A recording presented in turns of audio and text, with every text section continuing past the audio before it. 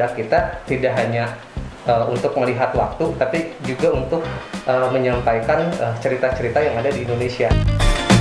Biasanya pas udah coba dilempar ke pasar, ternyata responnya kurang gimana, atau misalnya kurang sesuai ekspektasi. Tantangan utamanya gimana caranya ngenalin, gimana caranya bikin orang tahu.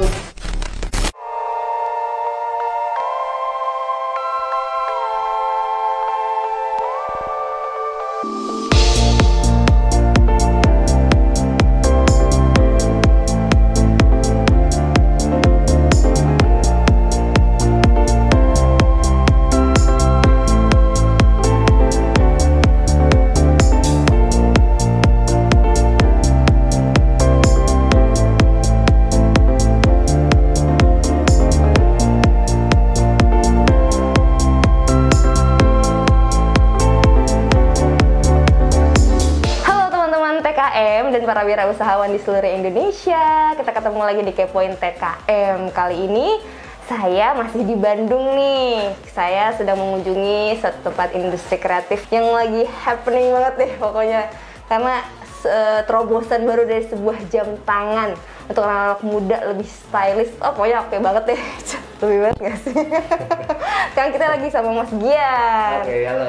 Halo Mas Gian. Oke nih, aku mau nanya nih, awal usahanya untuk Pala Nusantara ini kayak gimana sih?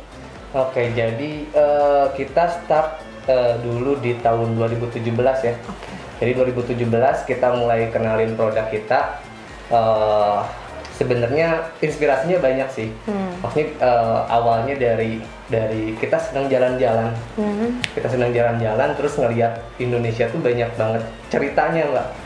Banyak banget ceritanya, banyak cerita budayanya, bahkan di cerita-cerita itu tuh mereka merepresentasikan bentuk-bentuk tertentu gitu, untuk kayak, menggambarkan itunya ya. Betul, gitu kan. Dari situ kita ngelihat jadi lumayan terinspirasi juga untuk bikin sesuatu yang bisa menyampaikan si pesan-pesan, si cerita-cerita, si bentuk-bentuk yang tadi, grafis-grafis tadi kan. Karena kita lumayan terkesima sih, maksudnya ternyata Indonesia segila itu loh gitu kan, banyak aset-aset visual gitu kan, dimana itu ternyata udah dibuat dari zaman dulu gitu kan. Nah, jadi sebenarnya jam tangan ini sebagai media kita bercerita gitu, walaupun memang sebetulnya sudah ada produk serupa yang sudah duluan gitu ya, cuman kita sebenarnya misi utamanya adalah bercerita tentang apa itu Nusantara Indonesia, dimana tadi punya macem-macem beragam cerita tuh gitu. Nah, jadi 2017 kita mulai ngenalin, kita udah develop lumayan dari tahun sebelumnya lah gitu. Kita mulai lempar ke pasar di tahun 2017. Ya memang waktu itu awalnya tidak sebegitu mulusnya gitu ya, pasti tiap apa namanya usaha juga pertamanya akan selalu menjadi tantangan sih, gitu. Cuman waktu itu kita tetap struggling, kita pede dengan apa yang kita punya, itu konsep tadi yang kita tawarkan, cerita tadi gitu. Jadi setiap produk kita tidak hanya untuk melihat waktu, tapi juga untuk menyampaikan cerita-cerita yang ada di Indonesia. Gitu. Berarti dalam bentuk jam tangan. Dalam bentuk jam tangan, produknya telah ditranslasikan menjadi sebuah jam tangan. Kenapa gitu. jam tangan? Kenapa jam tangan? Jadi sebenarnya dulu tuh kita bareng kan, jadi saya ada pendiri yang lain juga. Memang senang desain jam. Cuman di Indonesia itu belum ada sebuah brand yang memang khusus buat jam tangan gitu, yang benar-benar made in Indonesia, gitu kan. Waktu itu kita belum ada kayak gitu, dan kita ngelihat wah pasarnya masih luas nih di jam tangan ini. Jadi karena tadi dari hobi jalan-jalan, kemudian partner saya juga memang desainer produk gitu ya. Nah di situ jadi sebuah kombinasi yang wah kayaknya oke nih gitu konsepnya buat kita tawarkan ke masyarakat luas lah. Gitu. Jadi kenapa jam tangan, walaupun memang sekarang kalau misalnya kita mau lihat jam mungkin udah ada HP dan lain-lain. Cuman fungsi di sini selain sebagai penunjuk waktu, kalau buat kita sebagai media kita juga bercerita gitu tentang oh ini loh misalnya Jawa, oh ini loh misalnya Toraja dan lain-lain kayak gitu. Ceritanya yang dimaksud itu lebih ke dari mananya? Apakah bentuknya atau warnanya atau apa gitu? Biasanya kita tuh mentranslate si cerita itu ke sebuah produk, bisa itu dari warnanya dan juga logonya. Nah, jadi tiap produk, misalnya salah satunya let's say salah satu produk kita pala coklat. Nah, pala coklat itu selain warnanya coklat, dia juga ada logo pewayangan gitu yang menandakan bahwa itu tuh dari Jawa. Oh, nah, gitu. Emang ciri khas suatu daerah. Sebuah daerah gitu. Selain itu juga misalnya ada salah satu produk kita juga seri pala satwa, ada namanya pala cemani gitu. Nah, si pala cemani ini kan salah satu apa ya, menurut kita aset Indonesia banget tuh. Yang orang kan banyak gak tahu juga orang mungkin. Tuh banyak gak tahu kan, ternyata ada loh ayam dari kepala sampai kakinya, bahkan sampai daging dan darahnya tuh warna hitam semua. Gitu kan. Nah, maksud saya kita ngelihat itu sebagai aset yang ini harus orang lain harus tahu loh ini tuh gitu. Maksudnya itu yang bisa bikin lu sebangga itu jadi orang Indonesia lah. Ada edukasi gitu. Berarti di dalam ada edukasinya. Jadi itu. Kita setiap ngasih atau deliver produk ke konsumen pasti dapat produknya, kemudian manual book dan juga ada ceritanya. Gitu. Jadi setiap produknya ada cerita yang kita tampilkan, walaupun mungkin pasar kita minat bacanya masih sedikit kurang gitu ya, cuman kita percaya bahwa usaha yang kecil bisa jadi impact besar juga nantinya gitu. Gitu sih. Oke, keren banget nih. Nah, terus kenapa namanya Pala Nusantara? Pasti panjang nih prosesnya nih. Pak, lumayan. Lumayan. Sebenarnya nama pala sendiri ya diambil dari buah pala. Jadi ada buah pala di mana zaman dulu, zaman VOC dan sebelumnya, zaman Belanda, Indonesia tuh bahkan terkenal gara-gara si buah pala. Jadi buah pala ini dulu bisa ditukerin sama emas, Mbak. Gitu. Jadi karena saking berharganya buah pala ini, dia fungsinya sebagai, kalau dulu sebagai penghangat atau pengawet makanan ya. Jadi dari negara lain tuh tahu ada negara yang namanya Indonesia atau Nusantara gitu ya, nyari tuh buah pala. Karena dulu belum ada kulkas. Gitu kan, buat ngawetin makanan dan segala macam, dulu belum ada kulkas. Nah, buah pala itu dulu se-famous itulah gitu, seberharga itu untuk sampai bisa diketahui oleh negara-negara lain gitu kan, walaupun ujung-ujungnya mau diambilin gitu, mau diambil buah palanya. Nah, cuman dari situ kita pengen nama besar pala di zaman itu sebagai visi kita. Sekarang ingin memperkenalkan lagi, ingin membuktikan lagi bahwa pala Nusantara tuh bisa diketahui lagi kayak dulu. Gitu, secara filosofi sih kurang lebih kayak gitu, Mbak. Jadi pingin nama Indonesia itu terdengar melalui palanya. Gitu. Berarti mulai dari Pala Nusantara, ada ceritanya lagi ya, ada kan? Ceritanya lagi. Tapi tetap relate dengan jam tangannya, tentang Nusantara, semuanya terkait dengan Nusantara. Betul. Nah dalam proses membuka usaha, kendala apa aja sih untuk baru mau mulai nih? Aduh, kayak kendalanya banyak nih. Kendalanya apa aja gitu? Apalagi kan nggak sendirian kan membangun ini, kan ada tim gitu. Kendalanya apa aja? Selain dana ya. Itu udah pasti. Ya. Selain dana ya. Jadi kalau di kita sih, karena kita mulainya bikin produk jam tangan, waktu itu masih belum banyak tuh part-part jam yang ada di sini ya, di pasaran gitu. Bahkan kalau misalnya kita bicara mesin jam, belum ada tuh Indonesia bisa bikin mesin jam yang khusus buatan Indonesia gitu ya, belum ada. Nah, waktu itu memang sedikit tantangan untuk nyari part-part jam tangan gitu ya. Karena lumayan banyak tuh, dari detail banget kan. Betul, dari satu produk kan ada, misalnya jam nih ada strapnya, ada body watchnya, ada dialnya, ada jarumnya. Lumayan perintilannya banyak banget, itu cukup jadi tantangan juga buat kita gitu kan, biar bikin produk yang kita tuh pengennya kayak gini loh. Gitu dulu. Selain itu juga tantangan utamanya gimana caranya ngenalin, gimana caranya bikin orang tahu, gimana caranya bikin orang aware bahwa ada loh ini produk Pala Nusantara gitu, yang bisa lu lihat atau mungkin bahkan lu milikin gitu. Nah, dulu lumayan tantangan karena kita basicnya ada dari desainer juga, kemudian dari manajemen juga, cuman masih belum ada yang fokus untuk mengkaji terkait sosial media segala macam. 2017 memang sudah mulai Instagram dan lain-lain sih, cuman waktu itu masih yang belum se-expert itulah gitu kan. Nah, dulu lumayan tantangan juga ngenalin produknya gitu kan. Kemudian juga selain itu, setelah Nawa itu kita niat bikin brand ini, yaitu gimana caranya kita tetap stay di sini gitu. Konsistennya itu. Karena yang saya lihat dari sekarang kan semangat awal tuh pasti wah seru nih ya, pingin bikin beda itu, nih sama yang lain gitu kan. Macem. Tapi kan biasanya pas udah coba dilempar ke pasar ternyata responnya kurang gimana, atau misalnya kurang sesuai ekspektasi. Nah, itu bikin semangat kita rada-rada drop, atau saya bertanya-tanya bener nggak ya gue bikin ini. Nah, padahal jawabannya itu bisa oleh konsistensi tadi. Kalau misalnya kita stay, terus kita mau belajar juga apa sih ternyata kita yang kurang gitu kan.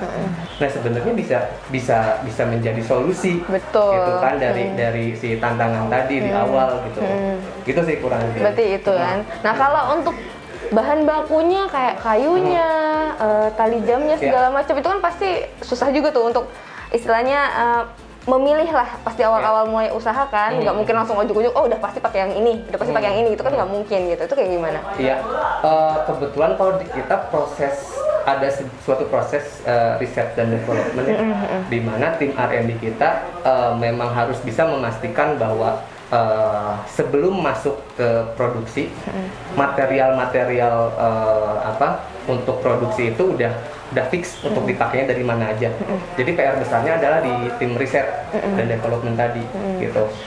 Kalau misalnya kita coba sebanyak mungkin untuk menggunakan bahan-bahan yang ada di kita, gitu, termasuk tenaga kerja itu, gitu. Karena SDM kita pun nggak kalah sama negara lain gitu kan sebenarnya, apalagi yang terkait kerajinan, atau keterampilan tangan. Pelatihan aja kan tinggal ya. Sebenarnya SDM di kita lumayan jago gitu sebenarnya. Nah, bicara material tadi, kita kalau misalnya kayu-kayu kita banyak supply juga dari Jepara, gitu kan, untuk salah satu salah satu kayunya, jenis kayunya dari Sonokeling. Kemudian ada juga kulit biasanya di Bandung kan ada tuh terkenal tempat bikin sepatu dari Cibaduyut. Betul. Nah, di situ pun kita banyak menemukan material kulit yang kualitasnya udah oke gitu sebenarnya. Bahkan nggak cuma lokal doang, di Cibaduyut tuh ada dari import juga gitu sebenarnya. Nah, gitu sih. Dan terus kalau untuk mesin-mesinnya, Mas? Kalau mesin itu menjadi salah satu tantangan karena kita negara kita Indonesia industrinya mungkin belum bisa untuk bikin support produk mesin jam.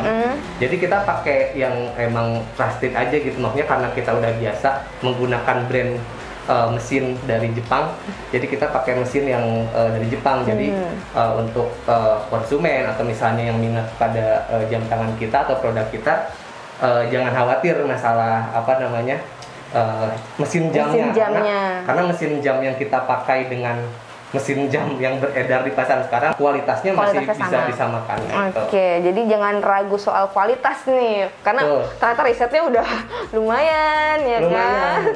Cuman kalau dihitung di tahun 2017 cukup cepet juga ya, Mas. Maksudnya 2017, 2018, 19, 20, 2021 dan 2021 sekarang kayaknya udah mulai nah, saat-saat yang melonjaknya itu, Mas, pas tahun berapa tuh, Mas? Melonjaknya. Sebenarnya kita bertahap ya. Cuman kebetulan kalau buat kita lumayan melonjaknya tuh malahan di kemarin 2020. Oh, pas pandemi malah ya kan? Gitu. Jadi memang kita mulai selling itu dari 2017, mulai tawarkan segala macam melalui beberapa platform juga, di Instagram lah, di Facebook, dan kita juga ada official website juga kan. Nah, itu memang lumayan bertahap sih, dari 2017, 2018, 2019 memang selalu ada proses lah, proses dan progres yang ya selalu kita harapkan positif ya. Cuman kita mulai banyak mungkin pecahnya ya, mungkin pecahnya di kemarin 2020 itu meledak banget. karena apa ya, waktu itu mungkin di saat yang lain lumayan kisruh karena pandemi. Kita malah kemarin jadi lebih mikir lagi, mikirnya jadi lebih ekstra, karena kita pun sebenarnya takut karena takut dan segala tantangannya kayaknya pembelinya. Iya, orang-orang kan pasti mikir lagi fokusnya ke lini kesehatan ya, kan, masker lah, apalah segala macem kan. Memang pada awalnya waktu itu Maret sempat agak drop lah, cuman dari situ yang bikin kita, wah ini kita harus did something yang gimana caranya bisa bikin survive lah, seenggaknya survive dulu gitu waktu itu. Cuman waktu itu kita mungkin aja jadi kayak kepepet juga kali ya, kepepet, terus effortnya jadi lebih banyak, jadinya gitu. Nah, kita jadi analisis lebih dalam lagi, terus kita jadi lebih ada evaluasi, mungkin di sininya yang kurang, di produksinya, atau mungkin di marketingnya yang kurang, atau mungkin di channel penjualannya yang kurang. Nah, dari situ kita malah nemu insight yang malah bisa bikin kita kasarnya loncat lah, gitu di situ. Nah, salah satunya waktu itu kita menggunakan maksimalin lagi di sosial media, di advertisingnya, kemudian di marketplace, gitu. Kita jadi memperlebar channel penjualan kita yang tadinya hanya bisa di website, kita untuk bisa bersaing di masa-masa yang menakutkan itu ya, kita jadi coba memperluas channel penjualan kita melalui marketplace. Oke, berarti gitu. Emang pengaruh dari sosial media itu emang sangat membantu sih, ya. Betul, karena ya traffic atau behavior orang mungkin sekarang lebih banyak stay di situ, maksudnya tiap orang ngabisin waktu untuk scroll timeline mereka kan di HP udah berapa jam aja tuh sehari. Iya, kan, bener, gitu gak sadar nongol lewat ya kan, kelihatan deh gitu. Betul gitu. Nah, terus kalau untuk ada rencana membuat inovasi lain nggak, misalnya kan ini jam tangan biasa, terus ada inovasi yang lain yang dibuat nggak di situ aja gitu. Oke. Nah, kebetulan kita karena ada tim R&D memang yang khusus di desain dan inovasi gitu ya, kita selalu berusaha mengeluarkan atau memperkenalkan produk yang yang tidak biasanya kita jual gitu. Kayak misalnya terakhir kita meluncurkan pala gawai, di mana itu alternatif atau cara baru kita untuk melihat waktu. Itu di mana misalnya pesaing kita udah mulai ada nih beberapa di jam tangan, kita coba cari pembeda lain, cari pembeda lain, kita bikin jam tangan gawai kita nyebutnya. Jam ini memang kita desain dan risetnya pun lumayan sebenarnya, beberapa lama gitu ya, dites segala macam dicoba dulu ya kan. Itu kita luncurkan di bulan kemarin, pala gawai gitu. Jadi itu bentuknya jam dikalungkan. Kalungin kayak yang dipakai ya? Betul. Ini jadi maksudnya ini sebagai alternatif, mungkin ada orang yang nggak biasa pakai jam tangan, atau juga bisa digunakan sebagai aksesoris. Betul. Gitu kan. Maksudnya karena kita secara fungsi bisa diwakilkan oleh produk lain, misalnya HP dan lain-lain, kita harus ada fungsi yang lain nih. Nah, salah satunya sebagai aksesoris pelengkap fashion. Gitu. Jadi kita ada beberapa varian warna buat mungkin di mix and match juga sama outfit yang digunakan. Benar. Gitu kan. Karena kita ngelihat behavior orang juga mereka ingin merepresentasikan dirinya macem-macem tuh. Misalnya ada yang suka warna kuning, hijau, atau warna apa gitu. Nah, kita coba ada diferensiasi di sana gitu.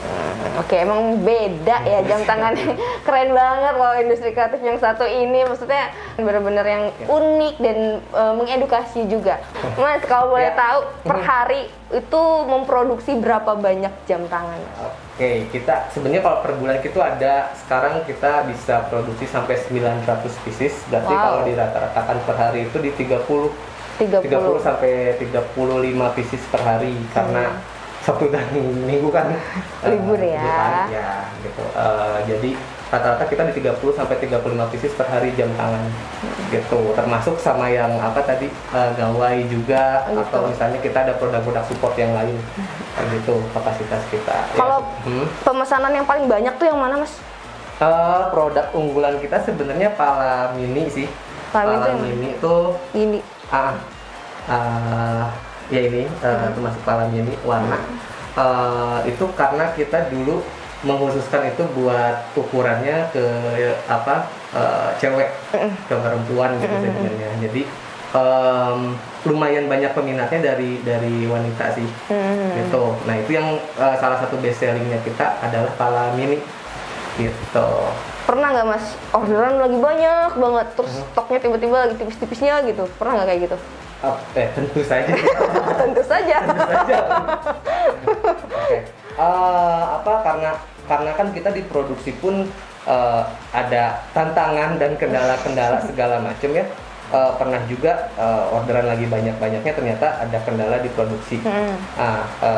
Kadang kita solusinya memang bisa lari ke R&D tadi, gimana caranya mungkin menawarkan produk yang bisa kita buat secara cepat lah gitu, secara cepat untuk pengganti si produk yang nggak ada tadi, atau ya memang kita coba komunikasikan jujur aja ke konsumen gitu, misalnya stoknya habis, stoknya habis, mungkin kalau misalnya konsumen kita mau bersabar, kita bisa pre-order dan segala macam gitu. Oke, Mas, untuk harga jam-jamnya yang lucu-lucu ini berapa, Mas? Kalau harga kita start di 400-an ya, 400.000 sampai yang 2,2 juta juga kita ada. Oh iya. Jadi range price-nya lumayan luas ya. 2,2 tuh yang mana, Mas? 2,2 kebetulan lagi nggak ada di sini di display. 2,2 tuh kita jadi coba kombinasikan material logam dengan kayu. Oh, gitu. Berarti di situ ya. Jadi kita nyebutnya itu pala abisana. Jadi abisana itu apa? Abisana tuh jadi kita nyebutnya senjata-senjata zaman dulu. Gitu. Jadi kita punya seri Gada dan Yanu, di mana dua produk itu merepresentasikan senjata-senjata kita di zaman kerajaan dulu. Gitu. Tetap ya ceritanya sejarah zaman dulu harus ada ya. Betul. Jadi itu menceritakan tentang senjata, terinspirasi dari senjata, jadi kita bikin materialnya kombinasi kayu dan logam. Gitu. Jadi harganya pun kita tawarkan menurut kita bukan mahal ya, tapi memang sesuai dengan effort kita. Gitu. Jadi bukan karena mahal, karena apanya segala macamnya, tapi emang karena kualitas. Karena mahal murah pun relatif ya sebenarnya gitu. Untuk sebagian orang mungkin terlihat harga segitu bisa dikatakan murah ataupun bisa dikatakan mahal. Betul. Oke nih, terakhir Mas, boleh nggak kasih tips buat teman-teman kita yang mungkin ada di fase saat Mas di tahun 2017 masih udah punya usahanya, udah punya barangnya, tapi kebingungan gitu, kasih tips gitu apa yang bisa mereka harus lakukan gitu. Apa ya? Ini istiqomah ya, lebih ke kita harus yakin dengan apa yang kita kerjakan sebenarnya, karena sebelumnya kita udah punya niat pingin membuat sesuatu. Kalaupun misalnya di tengah jalan atau baru selangkah jalan ternyata ada kendala atau tantangan, yaitu resiko atau tantangan yang memang kita harus lalui biar kita bisa naik ke step selanjutnya gitu. Nah, karena biasanya yang jadi masalah itu adalah semangat. Yang biasa jadi masalah itu semangat. Jadi biasanya kalau kita sih waktu itu jadi nginget lagi kenapa kita mulai Oke. Kenapa kita Flashback memulai ya ini, jadinya ya. niatnya kayak gimana sih kita bikin ini tuh, gitu. Kalaupun misalnya kendalanya sebesar itu, selalu ada 1001 cara untuk bisa survive sebenarnya. Cuman kan orang manusia beda-beda, ada yang nunggu kepepet dulu kayak kita gitu ya. Atau misalnya memang punya 1000 ide di pikirannya gitu kan. Jadi sebenarnya belum tentu ketika kita produk yang kita tawarkan itu tidak mendapatkan respon yang sebanyak atau yang kita ekspektasikan gitu ya. Bukan berarti kita gagal sebenarnya. Cuman kitanya aja harus menggali lebih dalam. Atau kitanya aja harus belajar lebih banyak tentang cara-cara kita mungkin ngenalin produknya atau ngenalin lagi pasarnya, kayak gitu sih. Jadi emang harus pinter cari peluang, lihat situasi dan kondisi, dan istiqomah juga kan yang paling penting ya. Udah deh, kalau gitu teman-teman TKM dan para wirausahawan, kita cukup dulu ngobrol-ngobrolnya sama Mas Gian. Mudah-mudahan bisa menginspirasi buat semuanya. Oke. Jangan lupa untuk like, komen, dan subscribe Kepoin TKM. Saya Dede Striana, Gian Cahyana. Kita pamit undur diri. Terima kasih sudah menonton. Wassalamualaikum warahmatullahi wabarakatuh.